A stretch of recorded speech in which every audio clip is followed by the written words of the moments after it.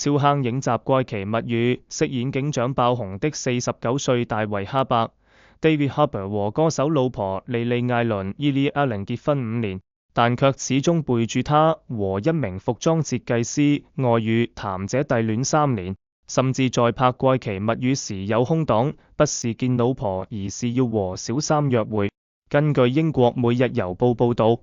大衛哈伯與一位比他年輕很多歲的服裝設計師有情，知情者透露他們是在一部電影中認識，兩人對這段戀情都很投入。去年大衛在拍攝怪奇物語時，大衛還出錢讓小三通勤650公里，要他飛往亞特蘭大私會。莉莉艾倫一直以為老公都在忙拍戲，直到去年她發現老公在用藥軟體，懷疑他不止外遇，還到處找人上床。而大衛則在亞特蘭大買了一間房子，理由是可以更方便拍攝怪奇物語。